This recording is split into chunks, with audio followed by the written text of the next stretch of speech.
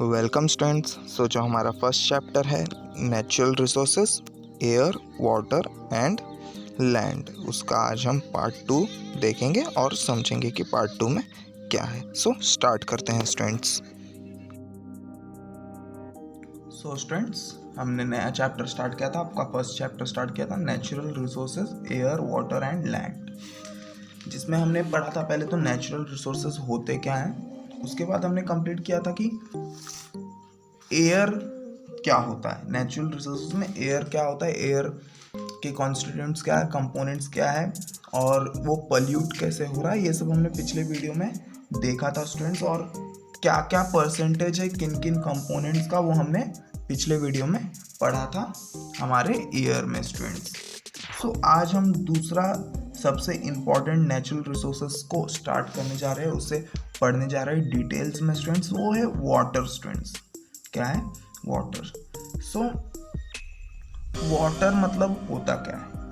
So water मतलब है पानी स्टूडेंट्स। और आपने अपने आसपास हर जगह को क्या देखा होगा? पानी देखा होगा।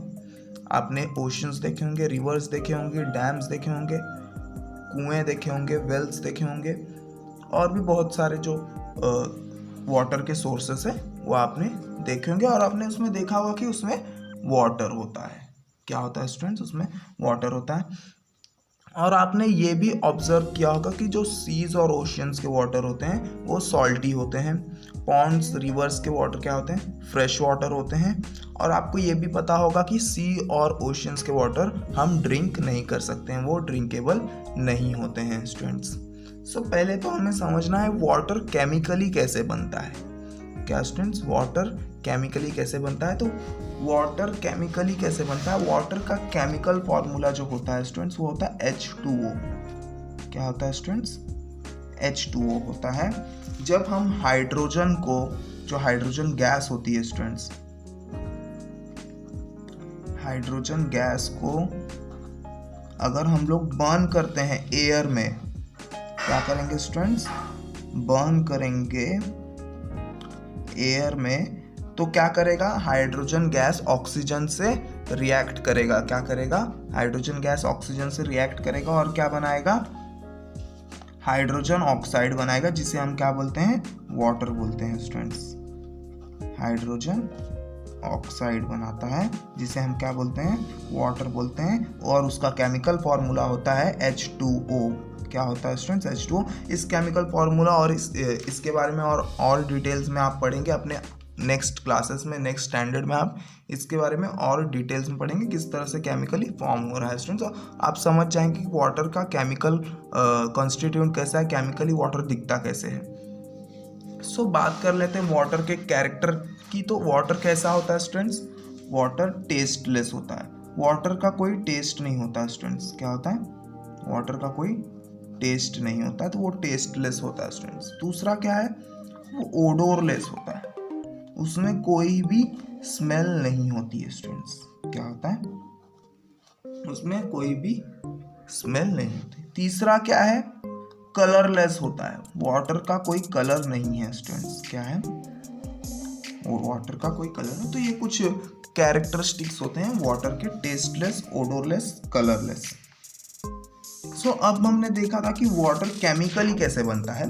तो हमने देखा उसमें हाइड्रोजन गैस को हम बर्न करेंगे एयर में तो हमें वाटर मिल जाएगा। अब हम देखते हैं कि फ्रेश वाटर कितना है, ड्रिंकिंग वाटर कितना है, वही हम देखते हैं पहले क्या है। So total water on earth is 71% and total land is 29%। सो ये हमने पहले वीडियो में देखा था कि टोटल वाटर कितना है। अगर हम लोग अपने लैंड से, अपने ज़मीन से अगर उसे कंपेयर करते हैं तो टोटल वाटर 71% है as compare to land students में, और 29% क्या है? लैंड है, जहाँ पे हम रहते हैं स्टूडेंट्स। अब देखते हैं कि वाटर कितने हैं, किस किस टाइप के वाटर कितने हैं वो देखना है हमें। तो सीज और ओशियंस में जो वाटर है वो 97% है। सीज और ओशियंस में जो वाटर है वो कितने हैं? 97% है। ग्राउंड वाटर मतलब ज़मीन के नीचे वाला वाटर, आइस के फॉर्म में जो वाटर है। अब आपको पता ही होगा कि वाटर हमारे अर्थ में 3 स्टेट्स में मिलते हैं। कौन कौन से स्टेट्स में मिलते हैं स्टूडेंट्स? सो पहला तो जो स्टेट है वो है गैसियस, गैस फॉर्म में मिलता है स्टूडेंट्स, लिक्विड फॉर्म में मिलता है और सॉलिड फॉर्म में मिलता है। तो जो गैस फॉर्म में होता है उसे हम वाटर वेपर्स बोलते हैं, लिक्विड फॉर्म में वाटर बोलेंगे, सॉलिड फॉर्म को हम क्या बोलते हैं, आइस बोलते हैं। क्या बोलते हैं स्टूडेंट्स, आइस बोलते हैं। तो जो ग्राउंड वाटर है, ज़मीन के नीचे वाला पानी, आइस, बर्फ, और जो वाटर दूसरे अलग अलग फॉर्म में, वो कितने हैं स्टूडेंट्स, वो 2.7 है। कितने हैं, 2.7% है वाटर अवेलेबल फॉर ड्रिंकिंग। और फ्रेश वाटर मतलब रिवर, पॉन्ड्स वगैरह जितने भी ये सोर्सेज है वाटर के, वो कितने हैं, सिर्फ 0.3% है। कितने हैं, 0.3। मतलब हम लोग को जो ड्रिंकिंग वाटर है वो कितना है स्टूडेंट्स, 0.3% है। कितना है, 0.3%। और ये आपको याद रखना है स्टूडेंट्स। सो अब हम देखते हैं कि ये जो ड्रिंकिंग वाटर है, फ्रेश वाटर है, वो कैसे बनता है। सो वो हम लोग देखते हैं। तो आपने वाटर साइकिल देखा होगा स्टूडेंट्स, वही सेम मैं बताने वाला हूँ आपको क्या होता है। सो आज आपको पूरा वाटर साइकिल समझ जाएगा, कैसे क्या होता है, कैसे हमें फ्रेश वाटर मिलता है, कैसे रेन होती है, वो भी हम देख लेते हैं। सो ये जो ओशियंस होते हैं स्टूडेंट्स, अभी ये क्या है, आपका ओशियंस है। सो अब क्या होगा, एवोपरेशन का प्रोसेस होता है स्टूडेंट्स। एवोपरेशन का प्रोसेस होता है तो वाटर क्या होता है स्टूडेंट्स, वाटर वेपर बन के क्या होगा, ऊपर जाएगा।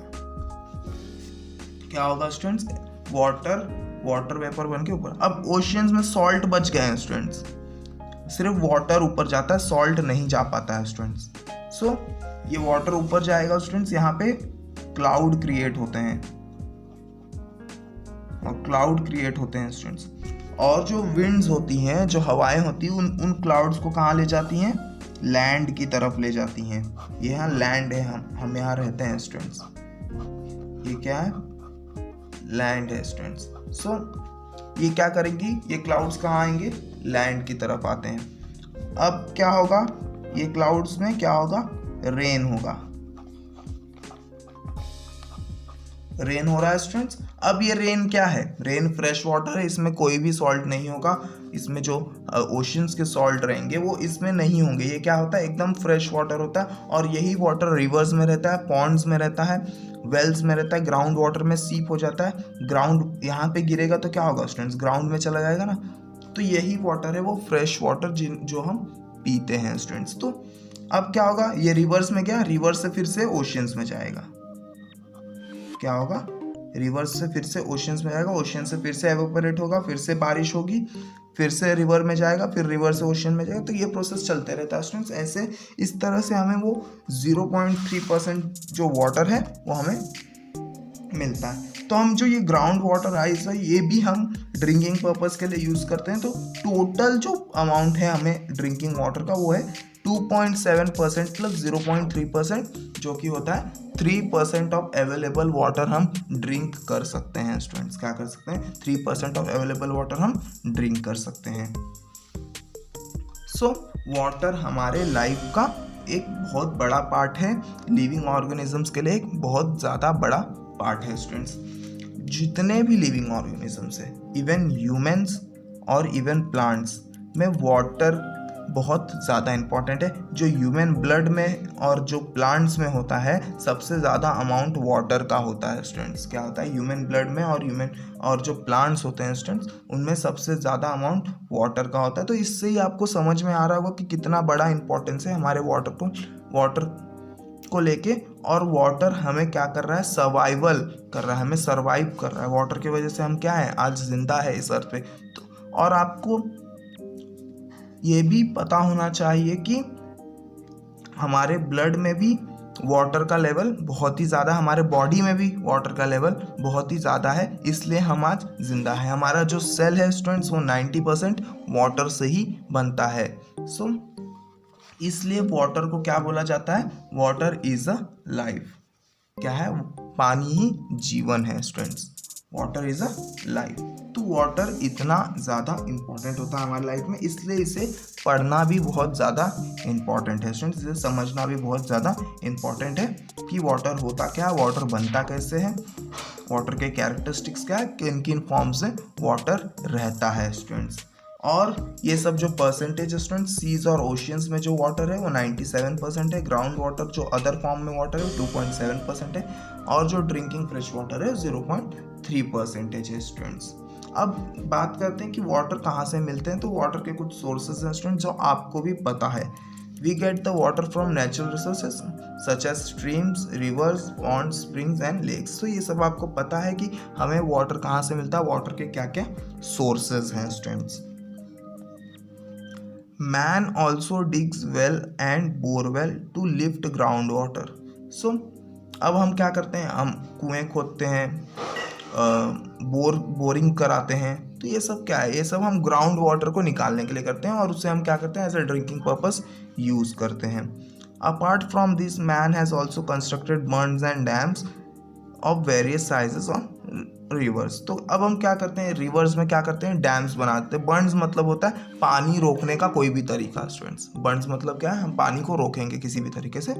तो और डैम्स बना देते हैं। इससे क्या करते हैं, हम पानी को कलेक्ट करके रखते हैं, क्योंकि बारिश का सीजन तो सिर्फ 4 महीने रहते हैं, मतलब 4 ही महीने पानी मिलेंगे, ऐसा नहीं है स्टूडेंट्स। हम क्या करेंगे, डैम्स बनाएंगे जिनके वजह से वो पानी रुका रहेगा और साल भर के लिए हम यूज़ कर सकते हैं उस पानी को स्टूडेंट्स। उस वाटर को हम क्या करेंगे, साल भर यूज़ करेंगे। तो रिवर के साइज़ के हिसाब से अलग अलग साइज़ के हम डैम्स बनाते हैं, अवेलेबिलिटी के हिसाब से अलग अलग साइज़ के डैम्स बनाते हैं ताकि हम वाटर को कलेक्ट कर सके। सो वाटर एग्रीकल्चर के लिए भी बहुत इंपॉर्टेंट है स्टूडेंट्स। अगर वाटर नहीं होगा तो एग्रीकल्चर नहीं हो पाएगा, एग्रीकल्चर नहीं हो पाएगा तो हम खा नहीं पाएंगे, और खा नहीं पाएंगे तो हमारी डेथ हो जाएगी स्टूडेंट्स। सो वाटर एग्रीकल्चर के लिए भी बहुत ज़्यादा इम्पॉर्टेंट है। सो हमें ट्राई करना है कि हम वाटर को पल्यूट ना करें स्टूडेंट्स, वाटर के किसी भी सोर्स को पल्यूट ना करें, क्योंकि इन फ्यूचर ये हमें तकलीफ देने वाली है, हमें प्रॉब्लम देने वाली है अगर हम वाटर को अभी पल्यूट कर देते हैं तो स्टूडेंट्स। सो ये सब चीज़ें थी वाटर के बारे में, जो आपका सेकंड नेचुरल रिसोर्स था वाटर। तो वाटर के बारे में इतना ही है स्टूडेंट्स। वाटर का इंपॉर्टेंस आपको समझना है, एनिमल्स के लिए भी बहुत इंपॉर्टेंट है, हर एक लिविंग ऑर्गेनिजम्स के लिए वाटर बहुत ज़्यादा इंपॉर्टेंट है स्टूडेंट्स।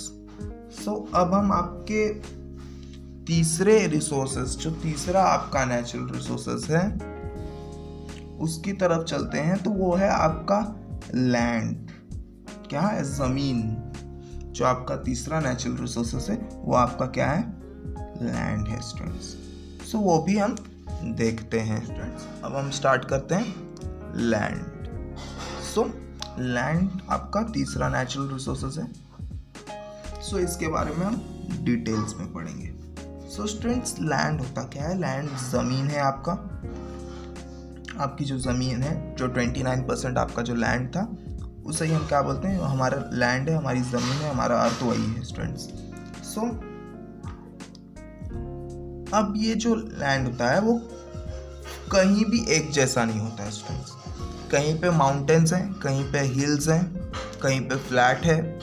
सो कहीं पे दोनों हैं, फ्लैट भी है, माउंटेन्स भी है कुछ कुछ जगह पे, कहीं पे रॉकी लैंड्स हैं, कहीं पे पूरी तरह से कीचड़ है। सो ये सब क्या है, ये अलग अलग टाइप के कुछ कुछ लैंड्स होते हैं स्टूडेंट्स। सो अब हमें दिखता क्या है, हमें ज़मीन पे दिखता क्या है वो देखते हैं। It is seen in the form of stone, soil, big rocks. तो सिंपली है स्टूडेंट्स, आपने आजू बाजू के अपने सराउंडिंग्स में आपके बाजू की ज़मीन देखी होगी, आपके बाजू की लैंड देखी होंगी। तो कैसे हैं स्टूडेंट्स, वहाँ पे आपको कुछ पत्थर दिख जाएंगे, सॉइल दिख जाएगी, मिट्टी वहाँ पे, और कुछ बड़े पत्थर आपको दिख जाएंगे स्टूडेंट्स।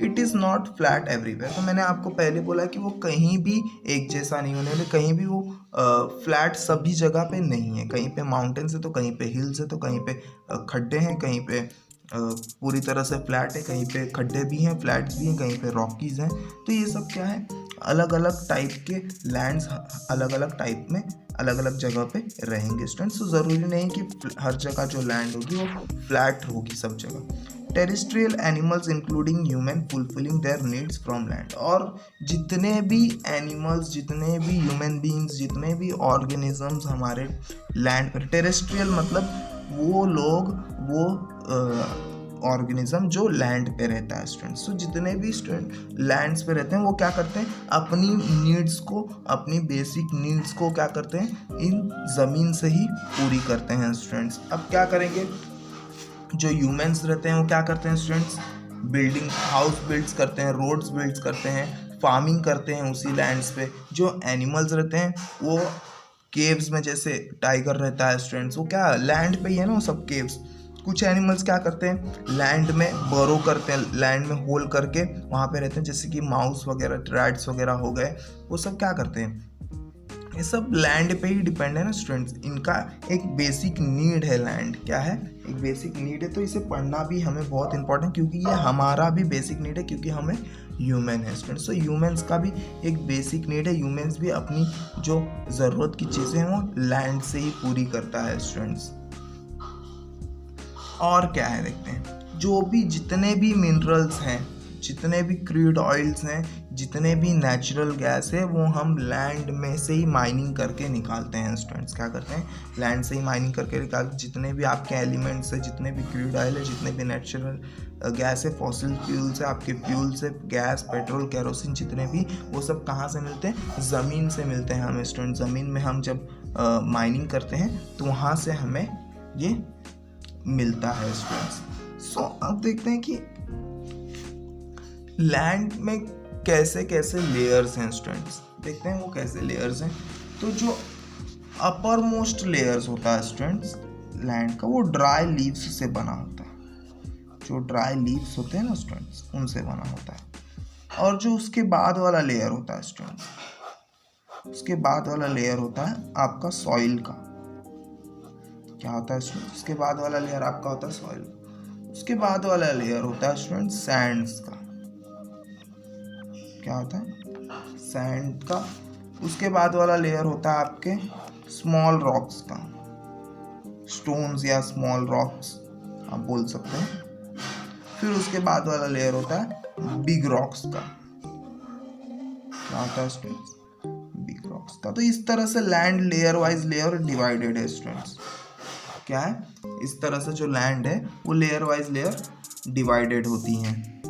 यहाँ पे सैंड्स होगी, यहाँ पे पूरी तरह से सॉइल्स होगा, ऊपर ड्राई लीव्स होंगी, नीचे रॉक्स होंगे, यहाँ पे बड़े बड़े रॉक्स होंगे। तो ऐसे डिवाइडेड है आपके लेयर बाय लेयर। अगर आपने कहीं पे बिल्डिंग्स बनते देखी होंगी, तो अगर वहाँ पे खुदाई आपने देखी होगी वहाँ की, तो वहाँ पे आपको लेयर्स दिखेंगे स्टूडेंट्स। अगर आप अच्छे से ऑब्जर्व करेंगे तो वहाँ पे आपको वो लेयर्स दिखेंगे, लैंड के जो भी लेयर्स हैं स्टूडेंट्स। कुछ लेयर्स आपको यहाँ तक वो लेयर्स दिख जाएंगे, उसमें सैंड तक, कुछ स्मॉल रॉक्स तक भी लेयर आपको दिख जाएंगे। सो देखते हैं आगे क्या। If the land has mature soil, the topmost layer is formed by the decomposition of the remains of plants and animals. This layer is called humus. So simply समझना है स्टूडेंट्स, जो भी अपर मोस्ट लेयर है, अगर वो किससे बना है, प्लांट और एनिमल्स के बॉडी से बना है, प्लांट और एनिमल के डिकम्पोजिशंस के बाद बना है। यहाँ पे समझो प्लांट का डेथ हो गया, एनिमल का डेथ हो गया, इसको ये बॉडी के डिकम्पोजिशन होने के बाद ये अपर मोस्ट लेयर बना है स्टूडेंट्स। सो इसे हम क्या बोलते हैं, इस लेयर को हम बोलते हैं ह्यूमस। क्या बोलते हैं स्टूडेंट्स, ह्यूमस बोलते हैं इस लेयर को। और इससे ही हम क्या बोलते हैं, मैच्योर सॉइल। इसके नीचे क्या होगा स्टूडेंट्स, मैच्योर सॉइल होगा स्टूडेंट्स। क्या होगा, मैच्योर सॉइल होगा। इसके नीचे क्या होगा स्टूडेंट्स, इमैच्योर सॉइल होगा। क्या होगा, इमैच्योर सॉइल होगा। इसके नीचे क्या होगा स्टूडेंट्स, इसके नीचे आपके स्मॉल स्मॉल स्टोन्स होंगे, स्मॉल स्मॉल रॉक्स होंगे स्टूडेंट्स, स्मॉल रॉक्स होंगे। और फिर इसके नीचे होगा आपका बेड रॉक, बड़े रॉक्स। क्या होंगे, बेड रॉक्स होंगे स्टूडेंट्स।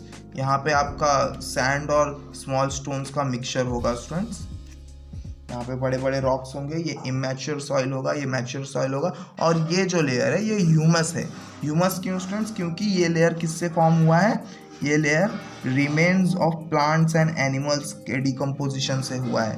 प्लांट्स और एनिमल्स जो वहाँ पे डेथ हो चुकी थी जिनकी, वो डिकम्पोज होने के बाद ये लेयर बना है जिसे हम क्या बोलते हैं, ह्यूमस बोलते हैं स्टूडेंट्स। तो आपको ये डेफिनेशन भी याद रखनी है। अब ह्यूमस का इम्पोर्टेंस समझते हैं। तो ह्यूमस जो होता है वो सॉइल के लिए बहुत ही ज़्यादा इम्पोर्टेंट होता है स्टूडेंट। जितना भी न्यूट्रिएंट्स होता है सॉइल को वो ह्यूमस देता है स्टूडेंट्स। क्या होता है, न्यूट्रिएंट्स जितना भी, मिनरल्स जितना भी है वो कौन देता है, वो ये ह्यूमस ही देता है स्टूडेंट्स। और ह्यूमस इसलिए भी इम्पोर्टेंट है क्योंकि जो ह्यूमस है वो सॉइल को एरेटेड रखता है। मतलब इसमें जो हमें इम्पॉर्टेंट गैसेस, नाइट्रोजन, ऑक्सीजन, जो भी फॉस्फोरस, जो भी इम्पॉर्टेंट गैसेस है वो उसे रोक के रखता है सॉइल्स में ही, वो उसे कहीं जाने नहीं देता है। और एक अच्छा फ़ायदा ये है ह्यूमस सॉइल का रहने का, ये क्या करता है, पानी को पकड़ के रखता है स्टूडेंट्स। वाटर को क्या करता है, वाटर को एब्जॉर्ब करके रखता है, वो वाटर को भी एवोपोरेट नहीं होने देता, कहीं पे जाने नहीं देता है। तो ह्यूमस सॉइल होना बहुत ही ज़्यादा, और ह्यूमस सॉइल सबसे ज़्यादा फर्टाइल्स होते हैं स्टूडेंट्स। क्या होते हैं, ह्यूमस सॉइल सबसे ज़्यादा फर्टाइल होते हैं। यहाँ पे हम किसी भी चीज़ की खेती कर लेंगे स्टूडेंट्स। सो ये होता है ह्यूमस वाले layer students. The land below this is full of sand, soil, small stones, worms and insects. So humus के नीचे वाले लेयर्स में क्या क्या रहेंगे स्टूडेंट्स, हमारा सॉइल रहेगा, कुछ स्मॉल स्टोन्स रहेंगे, यहाँ पे वॉर्म्स होंगे, केचुए स्टूडेंट्स, और कुछ इंसेक्ट्स यहाँ पे रहते हैं students. Soil and pieces of bedrock are found below this layer of land. This soil is immature. तो इस लेयर, इस सॉइल के लेयर के नीचे जो भी लैंड मिलेगी स्टूडेंट्स, इस सॉइल के नीचे, लेयर के नीचे जो भी लैंड मिलेगी वो क्या रहेगी, बेड रॉक के पीसेस होंगे स्टूडेंट्स। मतलब इसके क्या होंगे, वो इसके पीसेस होंगे स्टूडेंट्स। और ये पीसेस क्या होंगे स्टूडेंट्स, इम्फर्टाइल होंगे, इसलिए इसे क्या बोला गया है, इमैच्योर सॉइल। क्या बोला गया है students, immature soil. Mature soil stable soil है स्टूडेंट्स। इमैच्योर सॉइल अब तक ये मैच्योरिटी लेवल पे नहीं गया है, जो इमैच्योर सॉइल है वो मैच्योरिटी लेवल पे नहीं गया, इसलिए उसे हम क्या बोलते हैं, इमैच्योर सॉइल बोलते हैं स्टूडेंट्स। सो जो फॉसिल फ्यूल्स रहते हैं, अब फॉसिल फ्यूल्स क्या होते हैं स्टूडेंट्स, जितने भी नेचुरल कैलामिटीज़ आई हैं स्टूडेंट, नेचुरली जितने भी डिज़ास्टर हुए हैं पहले, जब हमारा ह्यूमंस का जन्म भी नहीं हुआ था, उसके पहले जितने भी नेचुरल कैलामिटीज़ हुए थे, तो जितने भी वो टाइम पे पेड़ पौधे थे, एनिमल्स थे स्टूडेंट्स, वो क्या हो गए थे, दब गए थे अंदर। क्या हो गए थे स्टूडेंट्स, वो दब गए थे। जितने भी पेड़ पौधे होंगे वो क्या होंगे, अंदर दब जाएंगे। तो अब क्या हुआ था स्टूडेंट, जब ये अंदर दब गए तो ये क्या हो गया, ये डिकम्पोज होना स्टार्ट हो गया, और डिकम्पोज होके वो क्या बनाने लगे, फॉसिल फ्यूल बनाने लगे। क्या बनाने लगे स्टूडेंट्स, फॉसिल फ्यूल्स बनाने लगे। अब ये फॉसिल फ्यूल मतलब क्या होता है, तो आपका जो भी केरोसिन, रॉकेल जिसको हम बोलते हैं, पेट्रोल, डीजल, क्रूड ऑयल और भी बहुत सारी चीज़ें स्टूडेंट्स फॉसिल फ्यूल में आती हैं, ये सब हमें मिलने लगा। और ये सब कैसे मिल रहा है, क्योंकि ये डिकम्पोज हो गए हैं। तो हम क्या करेंगे, लैंड में होल्स करेंगे, माइन करेंगे, यहाँ पे माइन करेंगे और यहाँ से क्या करेंगे, निकालने लगेंगे। क्या करेंगे, इससे हम निकालने लगे। तो फॉसिल फ्यूल भी हमें कहाँ से मिल रहा है स्टूडेंट्स, हमें लैंड से ही वो फॉसिल फ्यूल मिल रहा है स्टूडेंट्स। सो लैंड का बहुत ही बड़ा एक इम्पॉर्टेंस है यहाँ पे, क्योंकि लैंड हमें हमारा एक बेसिक नीड पूरा कर रही है स्टूडेंट्स। हम शेल्टर्स भी लैंड पे बनाते हैं, हाउस भी लैंड पे बनाते हैं, आने जाने के लिए रोड्स भी लैंड पे बना रहे हैं, हम फार्मिंग भी लैंड पे ही कर रहे हैं। तो लैंड भी बहुत ज़्यादा इंपॉर्टेंट है ह्यूमंस के सर्वाइवल के लिए, टेरेस्ट्रियल एनिमल्स के सर्वाइवल के लिए स्टूडेंट्स। और जो भी मिनरल्स है, जो भी आपके एलिमेंट्स है, आयरन, कॉपर, एल्यूमिनियम, वो भी हम क्या करते हैं, गोल्ड, सिल्वर, जितने भी, ये भी हम कहाँ से निकालते हैं, हम ये भी ज़मीन को खोद के निकालते हैं, माइनिंग करके निकालते हैं स्टूडेंट्स। आगे देखते हैं स्टूडेंट्स क्या है the process of soil formation. So students, अब सॉइल बनता कैसे है? It is formed by natural process and takes thousand of years to form. So students, ये एक नेचुरल प्रोसेस होता है सॉइल फॉर्मेशन का। मैं आपको आगे बताने वाला हूँ कौन सा वो प्रोसेस है। सो और सॉइल बनने में स्टूडेंट्स थाउजेंड्स ऑफ ईयर्स लग जाते हैं स्टूडेंट्स। 2.5 सेंटीमीटर का लेयर, 2.5 आप समझ रहे हैं कितना छोटा है?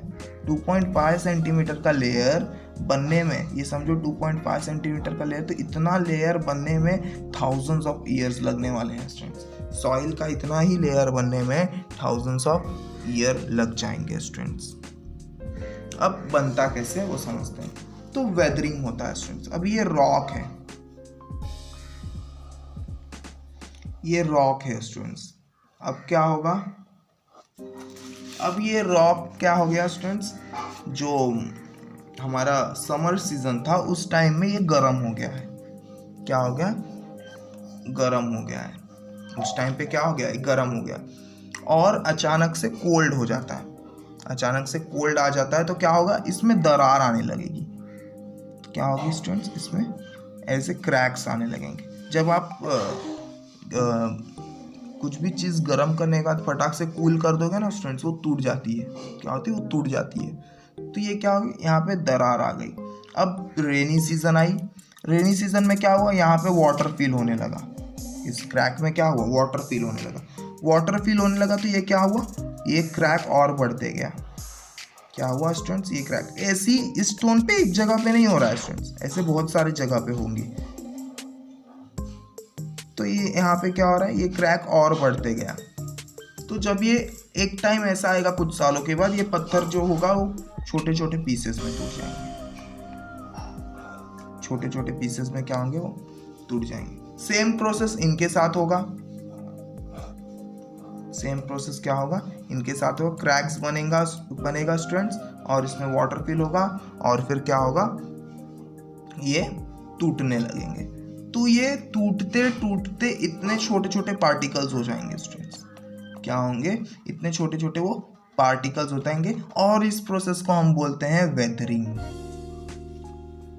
क्या बोलते हैं स्टूडेंट्स? इस प्रोसेस को हम बोलते हैं वेदरिंग। क्या बोलते हैं? वेदरिंग। तो ये छोटे छोटे टुकड़ों में हो जाएगा। इससे ही हम क्या बोलेंगे स्टूडेंट? सॉइल बोलेंगे, मिट्टी बोलेंगे।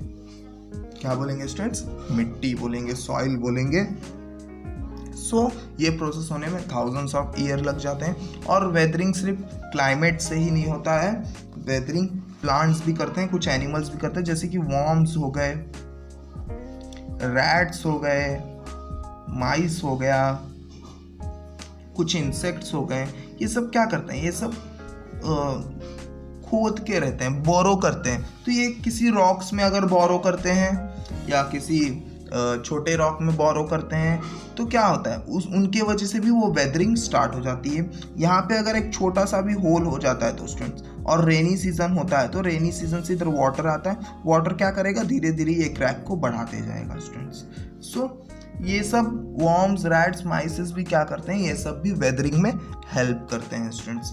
और जो रूट्स ऑफ प्लांट्स रहते हैं स्टूडेंट्स, प्लांट्स की जड़ें होती हैं, जो प्लांट्स की जड़ें होती हैं वो अंदर तक जाती हैं स्टूडेंट्स, और अंदर जो भी रॉक्स होते हैं उनमें भी वो क्या करती हैं? क्रैक्स लाने लगती हैं। उनमें भी क्या आते हैं? क्रैक्स आते हैं स्टूडेंट्स। सो इन प्लांट्स भी क्या करते हैं? हमें वेदरिंग में हेल्प करते हैं स्टूडेंट्स। सो ऐसे ऐसे वेदरिंग के प्रोसेसेस होते हैं। तो इतने साल लग जाते हैं 2.5 सेंटीमीटर लेयर बनने के लिए सॉइल के लिए। तो मतलब सॉइल कितना ज़्यादा इम्पॉर्टेंट है। अब देखते हैं आगे। Soil can be destroyed in a short period due to floods, storms and human activity such as mining. तो हम अब सॉइल डिस्ट्रॉय भी हो सकते हैं। ऐसा नहीं कि सॉइल बन गया तो बन गया रहेगा, वो कोई कुछ नहीं कर सकता, तो ऐसा कुछ नहीं स्टूडेंट्स। सॉइल ख़त्म होने में, सॉइल डिस्ट्रॉय होने में सेकंड्स भी नहीं लगेंगे, बहुत ही कम टाइम लगेगा स्टूडेंट्स। अगर कोई फ्लड आ गया तो वहाँ की सॉइल वो बहा के ले जाएगा स्टूडेंट्स। अगर कोई स्टॉर्म्स आ गया, कोई विंड टाइफून वगैरह जो आ गया स्टूडेंट्स, तो क्या होगा? वहाँ की सॉइल वो उड़ा ले जाएगा स्टूडेंट्स। ह्यूमन एक्टिविटी हो गई, जैसे कि माइनिंग हम करते तो वैसे ही छोड़ देते हैं, वहाँ पे केमिकल्स यूज़ करते हैं हम, तो क्या होता है, उनके वजह से भी वो सॉइल क्या हो जाएगा, खराब हो जाएगा। और कुछ कभी कभी क्या होता है स्टूडेंट्स, सॉइल इरोजन होता है। अब सॉइल इरोजन क्या होता है स्टूडेंट्स, तो सॉइल इरोजन क्या होता है, सॉइल इरोजन मतलब होता है सॉइल पोल्यूशन। एक टाइप से क्या हो गया स्टूडेंट्स, एक टाइप से सॉइल पोल्यूशन हो गया, या तो वो सॉइल वहां से हट चुका है स्टूडेंट्स। समझो, फ्लड आ गया स्टूडेंट्स, फ्लड आ जाएगा तो क्या होगा स्टूडेंट्स, वो यहाँ का सॉइल जो है वो यहाँ पे अगर फ्लड आया तो वो आगे ले जाएगा, और या तो अपने साथ वो सी में, ओशियंस में क्या करेगा, बहा ले जाएगा स्टूडेंट्स। तो इससे क्या मतलब है, ओशियंस में तो हम खेती कर नहीं सकते हैं, ओशियंस में तो सॉइल का हमें कुछ काम ही नहीं है, तो क्या इससे क्या हो रहा है, सॉइल इरोजन हो रहा है स्टूडेंट्स। तो सॉइल इरोजन नहीं होना चाहिए, उसके लिए हमें क्या करना चाहिए, उसके लिए हमें प्लांट्स लगाने चाहिए। अगर यहाँ पे हमने प्लांट्स लगा दिए होते तो ये क्या करता था, इसकी जड़ें जो होती थी इन सॉइल्स को पकड़ के रखती थी स्टूडेंट्स। यहाँ पे अगर ग्रासेस होते थे तो इनकी जड़ें क्या करती थी, उन सॉइल्स को पकड़ के रखती थी, और अगर बाढ़ भी आती थी तो कुछ नहीं होता था, वो सॉइल वहीं की वहीं रहती थी स्टूडेंट्स। सो इस तरह से हम सॉइल इरोजन्स को भी रोक सकते हैं, ताकि वहाँ की सॉइल वहीं रहे, ना कि वो ओशियंस में जाए। Erosion of land is reduced if grass, trees and bushes are grown on it. तो मैंने आपको पहले बताया कि इरोजन किस तरह से हम रोक सकते हैं, या तो हम वहाँ पे ग्रासेस उगा दें, ट्रीज उगा दें, या कुछ छोटे प्लांट्स जिसे हम बुशेस बोलते हैं, वो सब अगर वहाँ पे ग्रो किए जाए तो वहाँ की जो सॉइल होगी वो बच सकती है, वहाँ का कोई इरोजन नहीं होगा, सॉइल इरोजन नहीं होगा स्टूडेंट्स। सो हमें ये भी ध्यान देना, और हमें ये भी ध्यान देना कि हमें सॉइल्स में प्लास्टिक वगैरह नहीं डालना है स्टूडेंट्स, क्योंकि प्लास्टिक जो होता है वो डिकम्पोज नहीं होता, और वो क्या करेगा, सॉइल्स को हार्म करते जाएगा। और कुछ रेडियो एक्टिव एलिमेंट्स भी होते हैं स्टूडेंट्स, वो भी हमें सॉइल्स में नहीं डालना है स्टूडेंट्स, क्योंकि वो भी क्या करेंगे, हमारे सॉइल को हार्म करते जाएंगे स्टूडेंट्स। सो ये सब कुछ चीज़ें थी, आपका जो नेचुरल रिसोर्सेज एयर, वाटर और जो लैंड है, ये सब कुछ डिटेल में हमने पढ़ा स्टूडेंट्स। एयर क्या था, वाटर क्या था, और लैंड में क्या है स्टूडेंट्स। एकदम इजी चैप्टर था आप लोग का, एकदम इजी लेसन था, और आई होप आपको ये पूरा चैप्टर समझा होगा स्टूडेंट्स। सो यहाँ पे जो आपका लैंड टॉपिक है वो ख़त्म हो चुका है स्टूडेंट्स। क्या हुआ, आपका जो ये ख़त्म हो गया, एयर भी हमने ख़त्म कर दिया, वाटर भी हमने ख़त्म कर दिया। तो आपका जो फर्स्ट चैप्टर है natural resources air, water and land, वो ख़त्म हो चुका है। और आपको जो इसका एक्सरसाइज क्वेश्चन है वो आपको करना है students, as a assignment, as a homework आपको वो करना है। और कुछ भी डाउट है तो आपको पूछना है स्टूडेंट्स। सो इस वीडियो में इतना ही स्टूडेंट्स, नेक्स्ट वीडियो में एक नए चैप्टर के साथ मिलेंगे। सो थैंक यू स्टूडेंट्स, मिलते हैं अगले वीडियो में।